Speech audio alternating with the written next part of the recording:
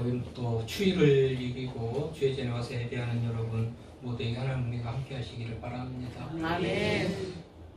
지난 수요일 저녁인가요? 예배 끝나고 우리 김태성 권사님이 사진을 하나 보여줘요.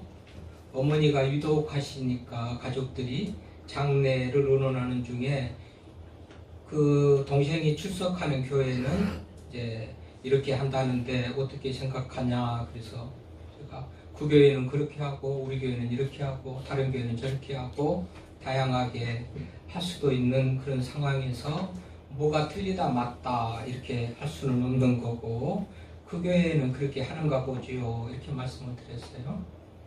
여러분 나하고 틀리다 이전에 했던 것하고 틀리다 다르다 해가지고 뭐 틀리다 이렇게 평가할 수는 없는 것 아니겠어요?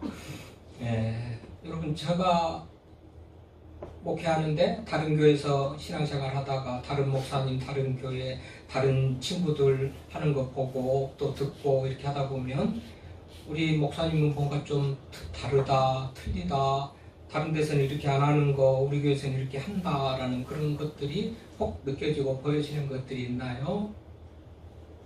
근데 뭐 가운을 안 입는다든지 여기 놔뒀던 종이라든지 이런 것들을 다 이제 놓지 않는다든지 보통 축도할 때에 고린도전서 13장 13절에 고린도 후서 그 바울의 축도가 아니고 아론의 축도를 한다든지 몇 가지 이전에 다른 교회나 목사님들을 하고 다루는 그분들이 있을 거고 근데 연말에 한 번씩 1년 동안 교회 나오지 않는 성도들을 정리하고 제명하는 것 그런 것들도 흔히 보지 못하는 그런 일일 수도 있겠고요. 아무튼 다른 그런 부분들이 있을 것입니다만은요. 오늘 저는 굉장히 뭐라 할까요? 저의 목회를 지지해주고 응원해주는 그런 것들을 요즘 많이 보게 돼요. 여러분 몇 주 전에 마을 목회에 대해서 얘기할 때도 신학자들이 교수들이 그리고 우리 총회에서 저는 한 20년 동안 해온 마을 목회가 이게 교회론이고 목회의 본질이라고 생각하고 그렇게 해왔는데 때로는 혹 우리 가운데서는 무슨 마을에 목사가 마을에 나가가지고 이장을 하고 무슨 주민자 지원장을 하고 이런 걸 할까라는 생각을 했던 분들도 있겠지만 제가 한 20년 해오고 났는데요. 이제 최근에 한 5년 전부터 우리 총회에서도 마을 목회를 주제로 해가지고 핫 이슈로 삼으면서 마을 목회가 진짜 좋은 목회다, 바른 목회다 이렇게 하면서 제가 화면 띄워주면서 소개를 한 적도 있죠. 저는 엊그저께 또 이런 책을 한 권 읽어요. 지속 가능한 한국 교회를 위한 최초의 미래 보고서 해가지고 2020년부터 2040년까지 약 20년 동안의 현재와 미래를 예견하면서 이렇게 교회가 되고 그래야 살 길이 있다라는 그런 내용이거든요. 2024년도 건데 이것도 보면 정확한 조사와 데이터에 근거한 교회 수축의 시대에 2024년 한국교회 미래 전망 이런 것들을 한국교회 트렌드 2024 올해도 강영 목사님이 선물해 줘가지고 한 페이지도 놓치지 않고 다 읽어봤는데 이제 사이 목사님한테 읽어보라고 주고 가지고 있지는 않습니다만은 어떤 이런 걸 보든지 저런 걸 보든지 제 목회를 많이 응원하고 지지해 주구나. 여러분 2020년부터 24년까지 2040년까지 이 책은 최윤식 교수라는 분이 썼는데요. 이 책 352페이지부터 353페이지에 보니까 우리 한국 교회에 이 6가지 어떤 이런 어떤 내용을 좀 가져야 그래도 미래가 있다 그러면서 6가지를 제안하는데요. 뭐 6가지 중에서 저하고 관련되어 있는 거 두 번째 이 최윤식 이 교수가 말하는 두 번째는 교회의 권징이 회복돼야 교회가 살아날 수 있다 이런 얘기를 해요.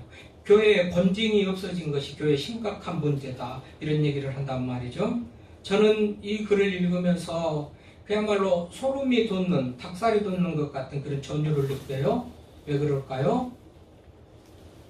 여러분 화전 벌말교회 얘기 우리 교회 전도에 한 얘기 책 날개에 보면 그 앞에 담임 목사의 무슨 그 논문이 논문 제목이 쓰여졌을 거예요. 여기 보면 여러분 담임 목사가 쓴 신학교 서울장신대학교 신학과 4학년 졸업할 때 쓴 논문이 뭔지 모르죠? 뭐지요? 권징에 관한 내용이에요. 네. 교회 개혁의 중심 주제로서의 권징에 관한 연구. 벌써 저는 1999년, 지금 25년 전에 권징에 관한 연구를 했습니다. 권징이 사라지면서 한국교회가 문제구나. 권징이 회복돼야 된다라는 생각을 가지고 25년 전에, 25년, 6년 전에 쓴 논문이 있는데, 그게 한국교회의 개혁의 중심 주제로서의 권징에 관한 연구를 썼어요. 이 책이 최근에 나온 이 책에 한국교회의 미래는 권징이 회복되어진다고 할 때에 목사가 전율을 느끼지 않겠습니까? 마을 목회를 할 때 누구도 무슨 목사가 나가서 이장을 하고 무슨 주민자 지원을 하고 하는 얘기를 들으면서도 이것이 교회의 본질이고 교회는 이래야 된다고 가서 했는데 신학자들이 교수들이 다 이제 인정을 해주고 그것들을 잘하는 목회다 증명을 해주는 것을 보고 제가 몇 주 전에도 띄었거니와 여러분 1년에 한 번씩 나오는 한국교회의 미래 지도 이거 뭐지요? 한국교회 미래 지도요. 미래 지도, 미래를 안내하는 한국교회는 이래야 된다고 미래를 안내하는 책에 읽어보니까 끝부분에 그 부분이 있어가지고 야, 내 목회는 하나님이 지지해주고 하나님이 정말 분별력과 판단력을 주셔서 이렇게 방향성을 가지고 목회를 하구나. 적어도 내가 20년을 앞서가는 사람이구나. 이런 생각을 해보게 돼요. 그런 생각 안 드나요? 웃기고 있네 그럽니까? 적어도 마을 목회도 그렇거니와 권징에 관한 생각도 그렇거니와 적어도 저는 하여튼 교인보다 조금만 빨리 가면 별 문제가 없는데 조금 너무 앞서가는 것이 하다 보니까 목사님 왜 그래요? 아닌 것 같아요? 뭐 그런 생각들도 하겠지만은 여러분 여러분의 담임 목사, 간 목사가요 정말 바른 방향으로 바른 길로 목회하고 미래를 내다보고 잘 준비하면서 가는 목회인 줄 알고 협력하고 지지해 주시기를 바랍니다. 아멘입니다. 증거들을 다 가지고 와서 제가 말씀드리는 거예요. 안 그래도 이렇든 저렇든 우리 교인들이 모두가 다 우리 목사님 최고, 우리 목사님 잘한다, 잘 믿고 따라주는 그런 은혜가 있어서 감사합니다만은 여러분, 그렇더라고요. 그래서요. 조금만 앞서가려고는 해요. 교인들보다 또 처지고 이렇게 하면 안 되잖아요. 목사가 리더가 지도자가 되는데 조금만 앞서가면 뒤처지는 게 좀 못한 만정 조금만 앞서가면 별 문제가 없을 텐데 저는 너무 앞서가는 것들 때문에 때로는 문제가 있을 수도 있겠다 그런 생각이 들어요. 어쨌든지요. 지도자들, 한국교회 미래 지도자들은 흐름과 이거 정확한 데이터, 통계, 설문조사 이런 것들을 다 종합해가지고 그렇게 내놓은 책인데 밑에 내려놓을 테니까 한국교회 흐름에 대해서 교회가 잘 가고 있는가, 잘 바르게 가고 있는가 관심 있는 분들이 읽어봤으면 좋겠습니다. 왜 이 얘기를 또 하면서 시작한가? 여러분 한국교회는 지금 전도가 안 된다? 부흥이 안 된다? 무슨 전도해가지고 전도가 되냐? 별의별 그런 부정적인 얘기들이 많이 나오고 있죠. 전도는커녕 부흥은커녕 현상유지라도 있으면 좋겠다라고 생각하는 교회나 성도들이 대부분 아닌가요? 이런 때에 우리 총회는 주여 부흥하게 하소서라는 표어를 정하고 근거된 성경의 말씀들을 정했습니다. 오늘 읽은 본문이 바로 에스겔 37장 14절 말씀이 그 말씀이고 두 번째 신약에 있는 말씀이 사도행전 9장 말씀인데 또 같은 말씀인데요. 자, 세상은 다 안 된다 못한다 할지라도 미래를 보고 여러 가지 흐름을 보고 상황을 볼 때 이렇게 하면 교회 부흥된다라고 여러 가지 통계에 의해서 우리 총회 관계자들이 연구를 해가지고 주여 부흥하게 하소서 표를 보면서 부흥됩니다. 부흥할 수 있습니다. 라고 소망을 주고 미래에 하도록 던진단 말이죠. 그런 의미에서 부흥이 되는 줄로 믿습니다. 아멘. 안 되는 것을 억지로 하자 그런 게 아니고 되는 그런 일들이 많이 있어요. 사례들이 많이 있기 때문에 교회 우리 총회에서는 부흥을 꿈꾸고 나가자, 부흥을 목표로 하고 나가자 이렇게 정한 줄로 믿습니다.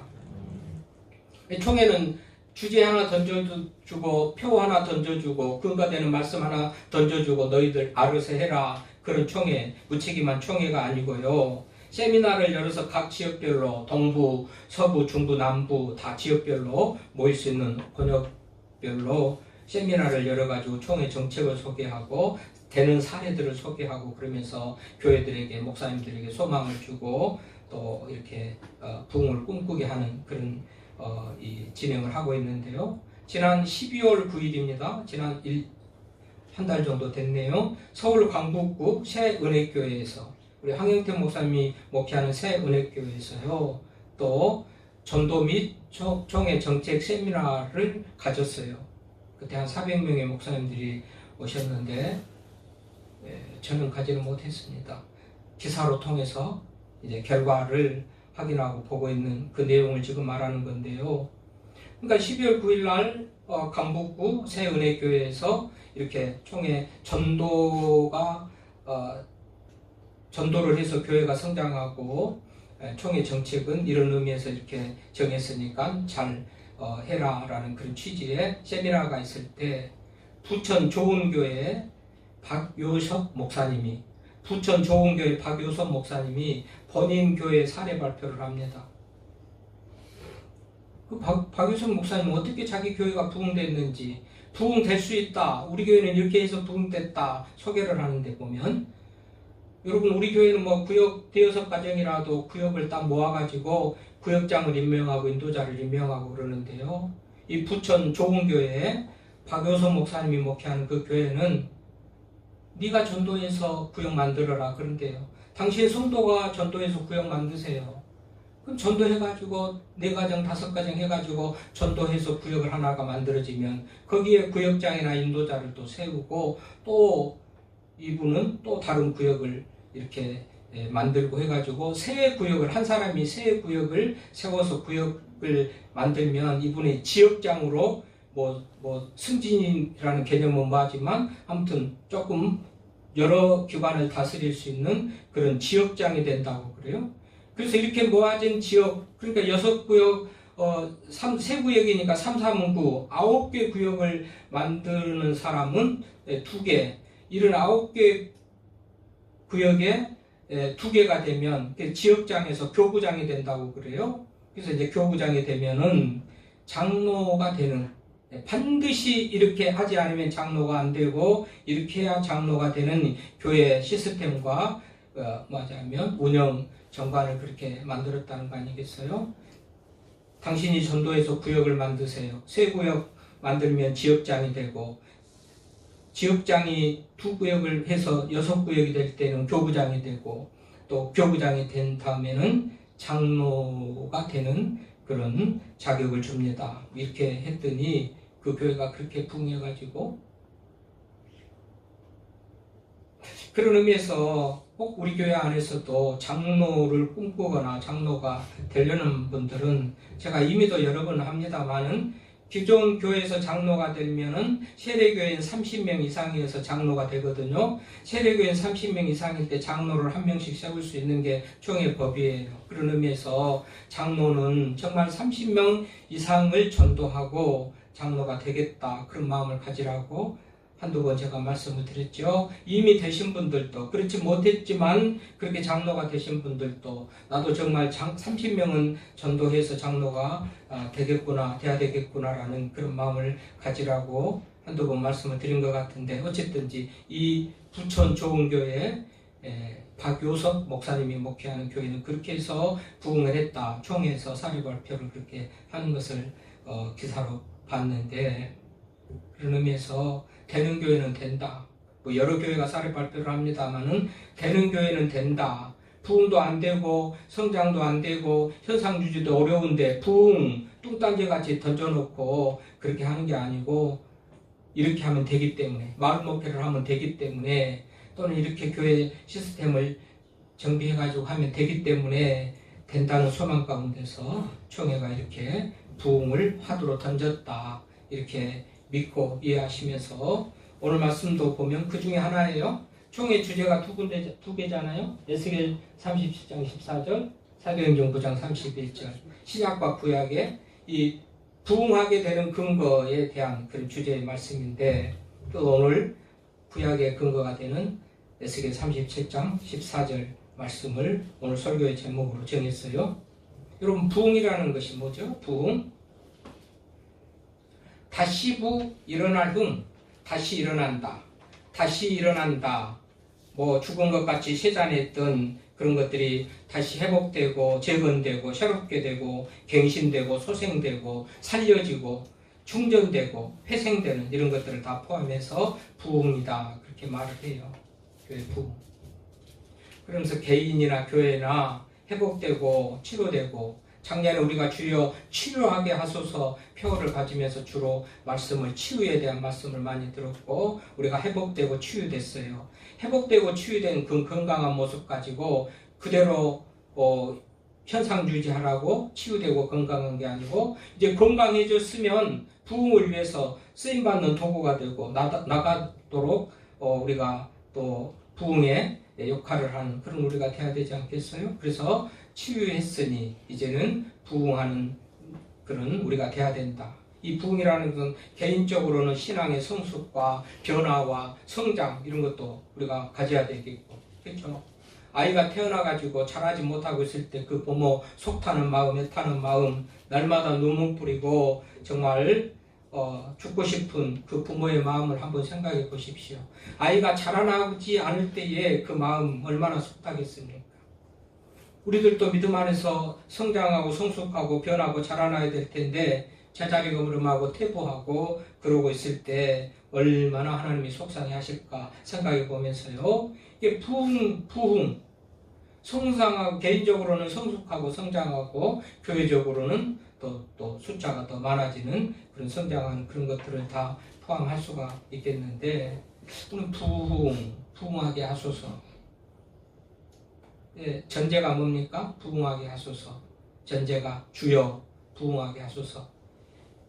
우리 생활을 다 살아보고 열심히 생활을 해봤지만 열심히 한다고 되는 것도 아니고요. 게으르고 농땡이 핀다고 안 되는 것도 아니고요. 여러분, 열심하고는 관계없고 우리의 삶은 뭔가 누군가의 강력한 손에 이끌려가지고 인도하는 것을 우리가 느끼며 살지, 내가 열심히 했기 때문에 됐다라고 할 수 있는 사람이 없어요. 누가 되는 거예요? 하나님이 하신 거예요, 우리 인생을. 그러면서 부흥도요, 주님이 하신 거예요. 그래서 주여 부흥하게 하소서, 이렇게 우리가 말하는 겁니다. 그럼 이 지금 본문의 상황은 어떤 상황인가요? 37장 14절 결론적인 부분만 딱 읽었지만 1절에서부터 2절에 쭉 보니까 지금 여호와께서 에스겔에게 한 골짜기를 보여주는 거예요. 에스겔 선지자가 한 골짜기를 보는 거예요. 하나님이 에스겔을 그리 인도해가지고 골짜기를 보여주는데, 그 골짜기에 마른 뼈들이 가득하다는 거예요. 아니, 뼈다구 한 조각 혹은 해골 하나만 봐도 오싹하고 무섭고 겁날 텐데, 그 마른 뼈들이 가득한 골짜기를 보여줘요. 얼마나 절망적인 그런 상황이고 무서운 상황입니까? 그러면서 많은 말이 뭐죠? 우리 37장 1절에 2절입니다. 말씀을 읽어가고 보면서 확인하면서, 그러니까 그 뼈들을 보여주면서 인자야 이 뼈들이 살겠느냐, 굉장히 허무맹랑한 황당무계한 그런 질문을 하셔요. 아니, 뼈들이 어떻게 살겠습니까? 보통 사람 같으면 아니 하나님 뼈들이 어떻게 살겠습니까? 이렇게 하겠는데, 에스겔은 주께서 아십니다. 3절에 그러죠. 에스겔은 주께서 아십니다. 살고 죽은 것은 하나님의 손아귀 있기 때문에 주께서 아십니다. 그렇게 말해요. 그렇죠. 우리가 하는 일도 내 마음대로 안 되는 것 가지고 안 돼, 못 된다 그렇게 결정을 하고 결단을 하고 말할 때가 많은데, 우리가 못하고 안 하지만 하나님이 하실 일을 가지고 우리가 안 된다 된다 말할 수는 없는 거고요. 에스겔 같이 지혜롭게 대답하는 것이 필요하지요. 주께서 아십니다. 주께서 살리면 살리고 주께서 안 살리면 못 살리는 거고 내가 할 수 있는 게 아니고 내가 하는 게 아니고 하나님이 하시는 거 아닙니까? 이렇게 대답을 한 거죠. 그때 4절에 뭐라고 그럽니까? 뼈들에게 대언하여 뼈들아 여호와의 말씀을 들을지어다라고 명령을 하라고 합니다. 하나님의 말씀을 선포하라는 겁니다. 뼈들아 말씀을 들어라. 여호와의 말씀을 들어라. 그래서 말씀을 선포했더니 6절 8절에 보면 뼈들이 살아나죠. 하나님의 말씀은 살아있고 운동력이 있다는 증거 아니겠어요? 히브리서 4장 12절에 하나님의 말씀은 살아있고 운동력이 있어 좌우에 나선 어떤 검보다도 예리하여 우리의 혼과 영과 및 관절과 골수를 찔러 쪼개기까지도 한다고 했는데 그야말로 그 말씀의 증명이라고 하듯이 여호와의 말씀이 선포되니 살아있는 말씀이 선포되니 뼈들이 살아났다고 6절 8절에 그렇게 말해요. 그런 의미에서 늘 제가 말합니다마는 교회에 와서 하나님의 말씀을 듣냐 못 듣냐 하나님의 말씀을 듣고 사냐 안 듣고 사냐는 우리 인생에 그야말로 천지천왕지 차이가 나는 그런 결과를 가져온다는 사실을 제가 여러 번 말하잖아요. 오늘도 뼈들이 하나님의 말씀을 듣지 않았으면 살아날 수가 없었을 텐데 뼈들이 하나님의 말씀을 듣고 살아나지 않습니까? 그런 의미에서 말씀을 드려야 되는 거예요. 그 말씀을 드려야 되니까 예배 자리에서 말씀을 들으니까 예배를 드리러 나와야 되고요. 그래서 하나님 말씀 듣는 것이 매우 중요하죠. 그래서 살아났어요. 뼈들이 살아났다고 6절 8절 말합니다. 그렇게 살아났는데 이번에 또 뭐라고 합니까? 9절에 보니까 생기에게 대언하여 생기야 죽음을 당한 자에게 불어서 살아나게 하라 그럽니다. 이 생기라는 단어가 르하으라는 그런 단어인데요. 어디서 들어보지 않았나요? 생기? 창세기 1장에 하나님께서 사람을 창조하시고 흙으로 2장에 흙으로 사람을 창조하시고 그 코에 생기를 불어넣었더니 진흙덩이였던 그 흙이 생명이 되어 살아서 움직이는 그런 말씀을 보면 그 코에 생기를 불어넣었다. 이 생기가 르하으 하나님의 영 성령입니다. 흙으로만 만들어졌던 그 인간의 코에 생기를 불어넣었더니 살아있는 생명, 사람이 됐단 말이죠. 그 죽어가는 시체예요. 시체가 지금 살아났는데 식물인간 같은 그런 상황 속에서 뼈들이 붙어가지고 뼈들이 연결되고 살이 붙고 가죽이 펴져가지고 그렇게 살아난 모습이지만 식물인간 같은 생명이 없는 그런 모습 속에 생기를 불어서 살아나게 한단 말이죠. 그래서 온전한 생명체가 된다 그 얘기예요. 그래서 그 생기가 불어나서 큰 군대를 이뤄요. 10절에 보니까 살아나서 큰 군대가 됐다. 근데 이 뼈들이 누구라는 겁니까? 뼈들이 누구라는 거예요? 11절 말씀 보십시오. 뼈들이 누구죠? 이스라엘 사람들, 이스라엘 백성들, 이스라엘을 말한다고 그래요. 그러니까 이것을 우리가 대입시켜보면 이 마른 뼈 같은 죽어있는 뼈다귀 같은 그런 것들이 우리 정말 하나님을 믿는다고 하면서도 숨만 쉬지 육체적인 삶만 있지 영으로 죽어가지고 메말라 있는 우리 개인 인간 성도들 개인일 수도 있거니와 그야말로 교회 능력을 상실해버리고 교회에 나오지 못한 교회가 교회되지 못하는 그런 절망적인 상황에 있는 교회 현실일 수도 있거니와 다양하게 뭐 지금 어려움 가운데 있는 나라의 모습일 수도 있고 하여튼 죽은 뼈다귀 시체 같은 해골 같은 그런 상황이 우리든지 교회든지 나라든지 어떤 모양이든지 아무튼 그렇게 절망적인 여기에서 하나님의 생명이 필요하고 하나님의 은혜가 필요한 그런 상황 거기에 하나님의 말씀이 대언되고 하나님의 영이 임함으로 살아났다는 것이 오늘 말씀 아닌가요? 그래서 오늘 읽었던 14절 말씀에 보니까 영이 역사하셔서 살아나는 그런 얘기를 하고 있죠. 그러니까 오늘 부흥하고 관련해서 부흥은 전도함으로 부흥이 일어나는데요. 우리가 삶으로 전도하고 삶으로 복음을 전하는 소위 관계 전도라고 하는 그런 삶은 마을 목회를 통해서 가능하고 마을에 가서 만나고 서로 돕고 피로를 채우고 유기적인 관계, 아름다운 관계를 맺으면서 결국은 이런 역사들이 일어나는 거고 부흥의 역사를 일어나고, 근데 안 돼, 못해, 안 해라고 모든 관계를 절단하고 가서 전도할 생각도 안 하고, 전도할 생각을 하는데 무슨 전도가 되고 부흥이 되겠습니까? 왜 안 하지요? 안 된다고 생각하니까. 그럼 네가 하니까 안 된다고 생각하는 거 아니겠어요? 그거 하지 말라고 성령님이 하니까 부흥이 된다고, 주여 부흥하게 하소서. 주의 일이에요. 우리가 능력이 있거나 무슨 탁월한 말을 잘해서고 설득력이 있어서 운병과 연설을 잘해서가 아니고, 우리는 가서 축복의 통로가 되기만 하고 역할만 하고 가서 전도들을 주든지 커피를 한 잔 마시든지 이렇게만 하면 전도의 열매는 하나님께서 맺게 하시는 거예요. 그래서 주여 부흥하게 하소서입니다. 그래서 우리는 내가 된다 안 된다 하지 말라는 거 아니겠어요? 네가 하냐? 하나님이 하신다고 그러잖아요. 내가 한 거야. 그러면 뭐를 하는 거예요, 우리는? 그저 나가서 순종해서 전도를 하는 거예요. 교회를 자랑하고 목사를 자랑하고. 우리 목사님 20년을 앞서가서 미래를 내다보고 목회하는 목사라고 자랑하라고 제가 이거 얘기하는 거예요.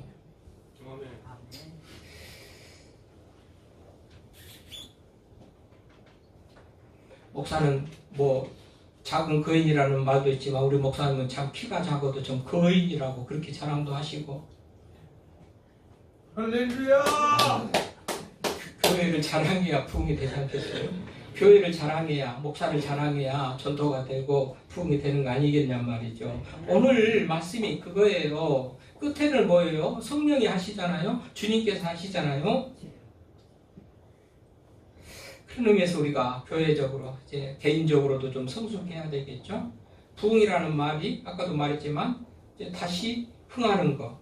내가 어린아이와 같은 믿음의 모습에 있은 우리들이 좀 더 어른같이 흥해야 되고 자라나고 변하고 그래야 되죠. 교회도 마찬가지고요. 우리 하나님은 그것을 원하시잖아요. 뼈다귀 하나만 봐도 무섭고 겁나는데 시체로 가득한, 이거는 절망의 극치, 안 된다, 못한다는, 그러나 죽었다, 이것이 어떻게 살아나겠느냐는 그것에 아주 몇 배의 그 절망감을 갖게 하는 그 골짜기의 해골들. 그럼에도 불구하고 하나님의 말씀이 선포되고 하나님의 영이 부러지니 그들이 살아나서 큰 군대가 됐다고 성경이 말한 바, 불가능한 일이 무엇이겠습니까? 안 되는 일이 무엇이겠습니까, 여러분? 내가 하려니까 안 되고 내 실력이나 내 믿음이나 이것이 없어, 못해, 안 하니까 못하는 것이지 그 일을 하나님이 하신단 말이죠. 하나님이. 근데 왜 못한다고 안 된다고 그래요? 하면 될 줄로 믿습니다. 그래서 교회마다 하면 된다, 해보자, 할 수 있다 하면서 내가 하는 것보다도 나는 역할만 하는 거예요. 그냥 심부름만 하는 거예요. 그 열매를 거두게 하시고 이루시는 분은 하나님이신 것을 믿기 때문에, 어떤 사람은 특별하게 우리보다 다 믿음이 크고 무슨 열심이 있고 실력이 좋아서 가서 전도하고 뭐 그러겠어요? 그 전도가 쉬운 거, 어려운 거 아니잖아요. 교회 자랑, 우리 교회 참 좋아, 가족 같고 정말 서로 사랑하고 하나 되고 화목하고, 우리 목사님 참 좋아, 설교는 잘 못해도 진실하고, 우리 목사님 참 별로 외모는 별로 생긴 것은 잘 없어도 그야말로 작은 거인같이. 여러분, 이것도 못해요? 그러니까 전도가 안 돼요. 이것도 이런 확신이 없으니까 여러분 믿음도 잘하지도 않고 또 교회 부흥에도 기여하지도 않고. 여러분, 교회를 사랑하고 목사를 사랑할 때 내 신앙도 잘하고 그 여파로 인하여서 전도도 해서 교회 부흥에 초석이 되는 길인 줄로 믿습니다. 여러분, 금년에는요 정말 작년에도 우리가 정말 더도 말고 덜도 말고 한 사람씩만 전도하자 작정해가지고 했지만, 우리 두 분이 전도의 열매인가요? 다른 분들은 별로 없잖아요. 어쨌든지 그렇게 와서 아무튼 금년에는 정말 전도하십시오. 전도하셔요. 전도하다 보면 내가 성숙해져요. 전도하려니까 나도 알아야 되겠고, 전도를 하는데 나는 뭐야 하면 교회를 자랑하는데 나도 교회를 사랑하게 되고, 나는 안 하면서 다른 사람에게 말할 수 없는 거잖아요. 아무튼 전도하면 내가 성숙하고 내가 잘하고, 전도하면 하나님께서 그 열매를 거두실 것입니다. 무슨 만사에 무슨 부정적이고 불평하고 원망하고 안 된다고 그러고 그렇게 얘기를 하지 말고, 이 에스겔 골짜기, 에스겔가 본 그 환상의 그 골짜기에 이 수많은 시체들이 하나님의 말씀이 선포되니 살아납니다. 루터의 어떤 종교개혁을 생각해 볼 때 그야말로 이란 격석, 정말 달걀로 바위를 치는 그런 싸움이 루터의 종교개혁이겠지만은 하나님의 말씀 붙들고 말씀을 선포하고 나가서 독일이 부활되는 그런 은혜를 우리가 알고, 웨슬리도 마찬가지 웨슬리의 말씀 선포로 영국이 부활되고 무디의 선포로 미국이 부활되는 그런 역사를 우리는 보면서요, 얼마든지 내가 하는 것이 아니고 하나님이 하시기 때문에 할 수 있다. 여러분 개구우면 조혜련씨 잘 알죠? 아주 불자 화강신문이라는 신문에 그냥 늘 등장해가지고 그냥 그 무슨 불교에 대한 얘기도 하고 아주 불자였어요. 근데 믿지 않을 때 남편 만나가지고 이혼하고, 이혼한 것으로 끝난 게 아니고 가정에 자녀들이 또 문제가 생기고 완전히 가정이 풍비박산 나는 그런 상황 속에서 많은 생각과 고민을 했다는 거 아니겠어요? 나는 누구인가? 우리 집은 왜 이런가? 그러다가 재혼의 남편을 만나가지고 교회 가자. 그래서 교회 갔대요. 교회 가면 듣는 것이 뭐요?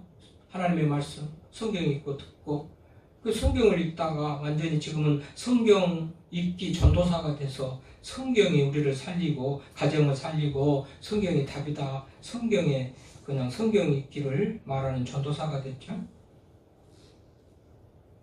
아무튼 하나님의 말씀이 능력이고 우리를 살리는 줄 있고, 말씀 듣는 시간 빠지 말고 손에 든 성경 교회 올 때만 듣고 와서 읽고 그러지 말고 늘 말씀 붙들고 살아갈 때 우리들의 삶도 변화되고 또 성장이 자라가고 성숙하는 그런 은혜가 있을 줄로 믿습니다. 하나님 말씀 붙들고 살아가.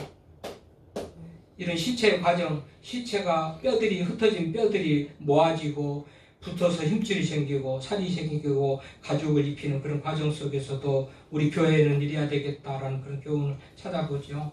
너는 나, 나든 나, 각자 따로따로 뼈다귀가 흩어져 가지고 분해돼 가지고 생명을 얻는 그런 모습이 하나님의 말씀이 선포되니까 뼈들이 타닥타닥타닥 자리를 찾아와서 붙어 가지고 힘줄이 연결되고 살이 붙고 가죽이 입혀져 가지고 살아있는 생명이 됐다고 하잖아요.